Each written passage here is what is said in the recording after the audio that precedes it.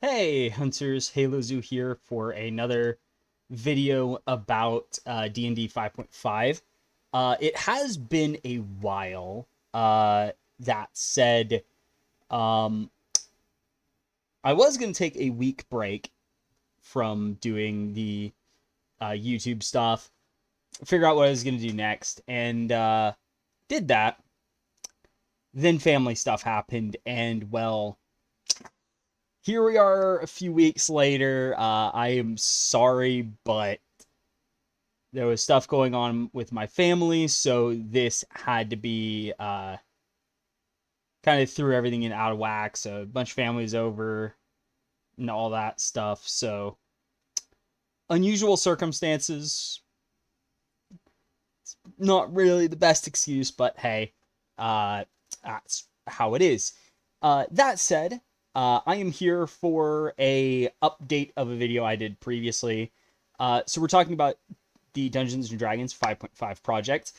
This is my homebrew project based off of Dungeons and Dragons 5e, where I go and modify it to be a bit more of what I want. Uh, so it's essentially a full rewrite of 5th edition, and this is an entirely new system I have made for it. So today we're going to be talking about weapon mastery and that system. So I did this before, but it was only half of what the system is now. At the time, I was going to only replace what base 5e had for weapon mastery. Then I decided, you know what, I'm going to do a full update of it and add a new system on top of it. That's also kind of a flash forward for some of my D&D 6e concepts, but it's not exactly the same. So do keep that in mind. But I decided to update the video, talk a bit more about this stuff, and just do a second video that will replace the old one in terms of the information. So the flaws of 2024's weapon mastery, just as a refresher, it tries to add both tactical choices to martial classes and add more variety to the very dull weapon list of 2014 5th edition. But because they're tied to specific weapons, it doesn't really work well as a tactical choice, since you usually don't switch between multiple weapons mid-combat, and also it's a bit expensive to keep up with multiple weapons mid-combat, in general. Uh, so it kind of just devolves into spamming the same option over and over again with nothing else to do, kind of like in 2014 rules, even if you could swap between them each day in theory. So it's kind of a, and that's another thing, like with the whole swap each day, it also doesn't really work because that would require having a massive array of weapons that you could theoretically use and switch between, which most of the time you're not going to do. Then on the side of the weapons, it just makes certain weapons only slightly different from martials only. Battlecasters don't have access to the system at all. And it unbalances the weapon list with 3 of the properties, specifically Nick, Push in one case only, surprisingly, and Vex. As those 3 tend to be a bit more powerful. With Nick in general just being very good if you're dual wielding, so it feels like it's kind of a no-brainer to use. Then Vex is just Vex and is overpowered as heck, especially due to a very cool idea for a fighter feature that is ruined by that property even existing. And then there's Push, which on the heavy crossbow is overpowered as hell, especially on Ranger, who gets to abuse spike growth on their own. While anyone else, it's like, well, if someone has spike growth, grab this, nothing's gonna beat it. So, yeah. It's not a... I get the idea. It's trying to do two things that probably best to just do in two different ways. So I've changed it. Also, totally not because I don't want to go through the entire massive list of weapons that I've added and go through and do specific masteries for them. Though, actually, that wasn't even considered to be fair, so... yeah. So, the new weapon mastery, so this is specifically going to be stances. So, these are available for the Barbarian, the Fighter, the Monk, Paladin, Ranger, Rogue, Artificer, Mistblade, Rune Priest, Talarist, Warden, and Warlord. Notice that the second half are all new classes, with Artificer specifically being a new class, because it's nothing like the original, thus, yeah, it's basically a new class. So it now gives a type of ability called a stance that you can swap at will, and use with almost any weapon. Some will require a certain weapon, but you can't really cleave with a ranged weapon or multi-shot with a melee weapon. So, yeah, it's kind of a... There are certain requirements on some, but that's just how they work. Also, you learn a specific amount of them, with one exception being the Fighter, who gets to prepare them instead, so they have a bit more of that martial versatility brought in as they get to be the exception. When you first make a weapon attack on your turn, damaging unarmed strikes being a kind of weapon attack in 5.5, rather than something considered different, which honestly shouldn't have been done. It should be a weapon attack that just, hey, you have these other options you can do as well. So you get to choose a stance you know and apply its bonuses to all weapon attacks and attack actions made that turn. So anytime you attack, you have that stance. You can only have one stance active at a time. So basically each turn you choose which stance you're in, and that is the stance you have for that turn. Then the save DC is 8 plus your proficiency bonus plus the attack modifier for the attack triggering the stance effect. Do note, however, that this does mean that if you were to, for whatever reason, attack with a weapon using dexterity and then attack with a weapon using strength, they would have different save DCs. Stances required you to be proficient with the weapon and used and only apply to weapon attacks with weapons eligible for the stance. So an example would be if, say, you were in the cleave stance, but you're holding a longsword and hand crossbow, or more likely a rapier and a hand crossbow, and you make attacks with each. Let's say you're using crossbow expert, and you have that offhand attack for the hand crossbow. In that case, cleave would only apply to your attacks with the rapier, not attacks with the hand crossbow, as the hand crossbow can't cleave. So then we have the new system, martial exploits. These are exclusive to the pure martials, aka the Barbarian, Fighter, Monk, Rogue, and Warlord. This is because Paladin, Ranger, and the Mistblade, as well as the Talarist, are basically half-casters. Talarist is technically half psionic, but get the point. Meanwhile, the Artificer, Rune Priest, and Warden are unique classes and will have a different ability set to take the place of exploits in their daily use abilities. These are similar to spells in that they are recovered with a long rest, however, they use stamina slots. Exploits are intended to be more powerful than spells of the same rank. This is because they only go from 1 to 5.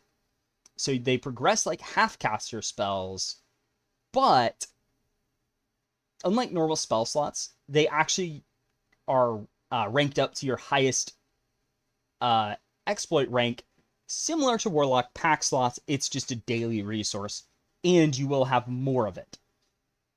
So I might actually up them thinking about it. But the point is, you have stamina that you can use to use these exploits.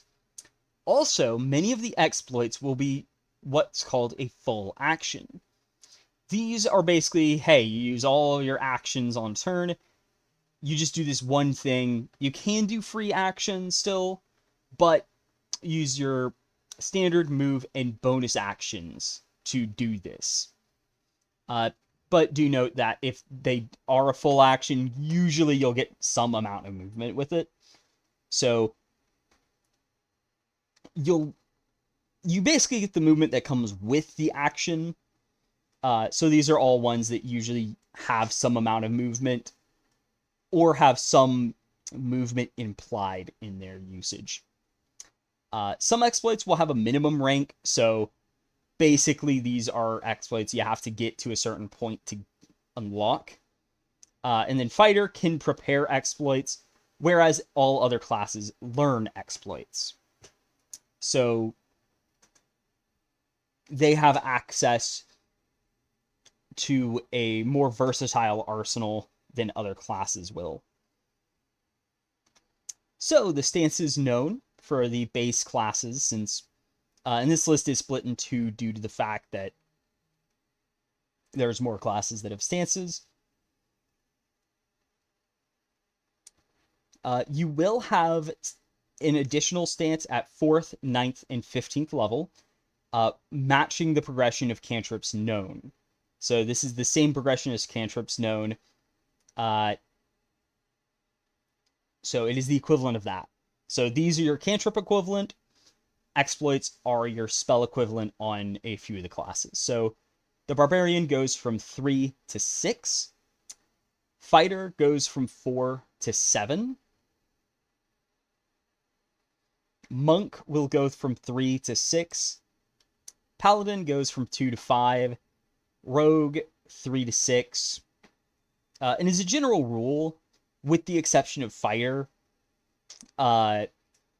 half-casters will only have 2 to start, while dedicated marshals will have 3, but the Fighter is weird and has 4. But also the Mistblade is supposed to have 2. Warlord, however, does go from 4 to 7 as well as the Fighter.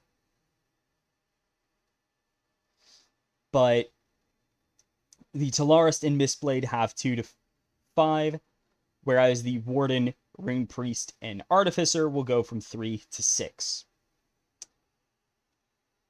As for some sample stances, here are 4, actually. We have the Cleave, which can be used with any melee weapon. So for each melee weapon attack you would normally make, that adds your attack modifier to the damage roll, aka not offhand attacks unless you have dual wielder. You can make 2 attacks against different targets in your reach instead of just 1 attack, but neither attack adds your attack modifier to the damage roll, dealing only 1 brackets W weapon damage on a hit. So brackets W, by the way, is whatever the weapon's damage die is. So for a dagger, this would be 1d4, or number d4. So if this was 2 weapon damage, it would be 2d4 for a dagger. But for a greatsword, it would be 2d6 per W. So 1 weapon damage would be 2d6, and 2 weapon damage would be 4d6. This is brought back from 4th edition because it's just a wonderfully simple way to explain how much damage you do with a weapon attack. Vex, also listed as any melee, though I think I might make this any weapon, but basically whenever you hit a creature with a weapon attack, your next weapon attack roll against that creature has +2 on the attack roll. So yeah, no, this got heavily nerfed because, yeah, it's not gonna be stupid. There's no infinite advantage exploits. It's just, hey, you have more accuracy, but it's a flat bonus. Also note that Sap will work the same in reverse, where it is -2 on the attack roll. meaning it will stack with ways to give people disadvantage. Then we have Bleed, which is a special one that can be used only with slashing damage weapons. So whenever you damage a creature with a slashing damage weapon, that creature must make a con save at the end of their next turn, or take 2 bleed damage for each slashing attack you hit them with on this turn. So basically, you just stack up a big bleed that then affects them on the next turn. Their turn if they fail a con save. Then, as an example for the class exclusive stances, as each class will have an exclusive one, we have Divine for Paladin, where you get to choose Radiant or Necrotic damage. Your weapon attacks deal that type of damage in addition to their normal types. And if you have Paladin Smite, you can choose the damage type you've currently prepared for Divine Smite instead. So, as an example, as, say, Oath of Vengeance, you can choose to do Fire, Cold, and I think Poison was an option I gave him too. But, or no, I don't think I gave him Poison. I don't remember what they did. But basically, you could choose Fire and Cold as options as well. And with this stance, you can choose Fire or Cold damage.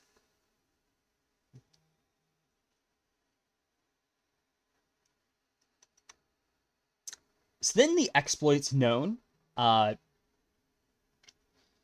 you get additional exploits known at 1st, 3rd, 5th, 7th, 9th, 11th,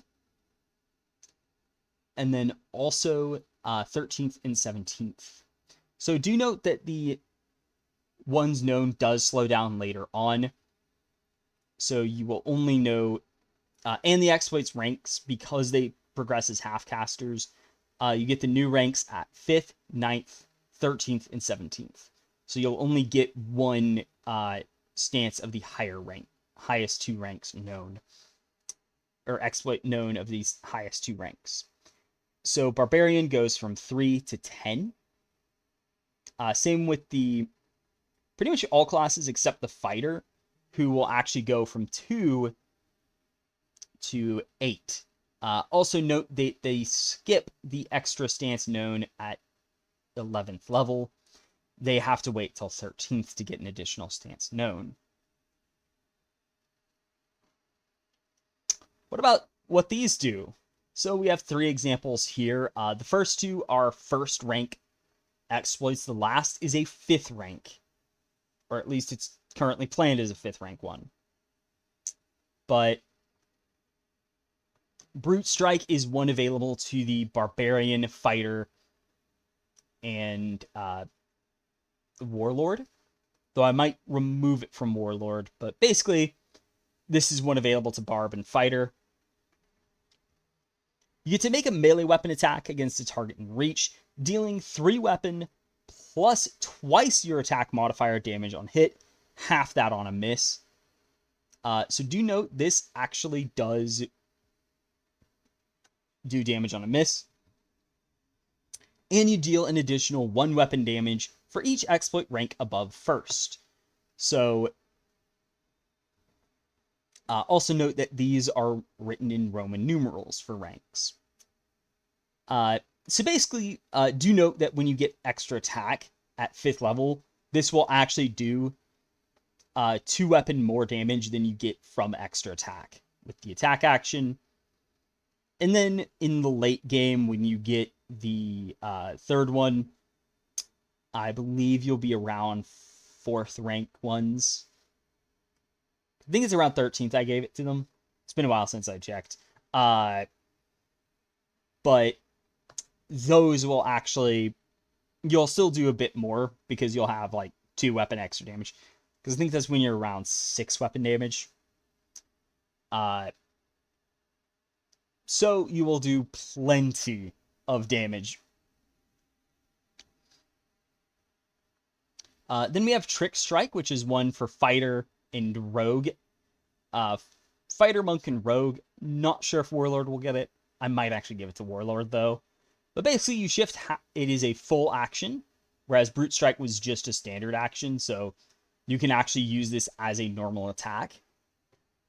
Trick Strike, though, is a full action. You shift half your speed, which just means move without provoking opportunity attacks.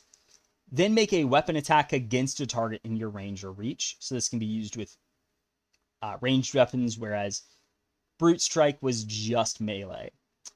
But Trick Strike does only 2 weapon plus modifier damage, but you can also slide the target up to 10 feet on a hit, and you deal half damage and slide them only 5 feet on a miss. And sliding is basically like pushing or pulling an enemy, but it can be any horizontal direction, unless it is flying or floating in some way, when you can do verticals. And this does plus 1 weapon damage per exploit rank above first. So at higher exploit ranks, this will do more damage, just like any other. Last but not least, we have Wandering Comet Strikes. This is another full action, and this is going to be exclusive to the monk, as every class except Fighter will have exclusive exploits. Fighter, meanwhile, will have the most versatile selection of them, as they will have access to both Brute and Trick Strike, as they will have a lot of overlap with the others in their kind of weaker ones. There might be a couple that are exclusive to Fighter, but currently I'm not planning on it. Though do note that in the initial releases, specifically before I do the full extra class release, there will be more that are technically exclusive to Fighter, as they are designed to be used with Fighter and Warlord. Thus, those will be exclusive to Fighter at first, but are not meant to be. That said, what does Wandering Comet Strikes do? So this is a full action, and then for each target in 30 feet of your starting position, so you have to remember where your starting position is and track it. But for each one in 30 feet of you that you choose, you can shift to a space where you can reach one of the targets and make a melee weapon attack against them, dealing 4 weapon plus modifier damage on hit and half that on a miss. Then repeat the target until you've attacked all the chosen targets. And note that this means you basically choose where you end up. So you're just bouncing all over the place, and that's the kind of awesome stuff I wanted to do, where it's like, hey, here's something very cool you get to do as a monk. You don't have many uses of it per day, but you get to go absolutely bonkers with this. As that is 4d12 plus 5 per hit, usually. Plus whatever hand wraps you have. But yeah, you just get to go crazy, just pummeling everyone in 30 feet of you. So that has been the preview of the weapon mastery and how I've updated it. And hopefully you've enjoyed this look into D&D 5.5. I will be doing more updates in the future. Not entirely sure how soon that will be, though I will say I have started working on some of the core mechanics and doing those. So I might do a video on that soon. I don't know. We'll see. I might be taking more breaks as I'm busy with some stuff IRL too. But, oh well. That is just the way it is. But anyway, I will see y'all next time. Halo Zoo, out.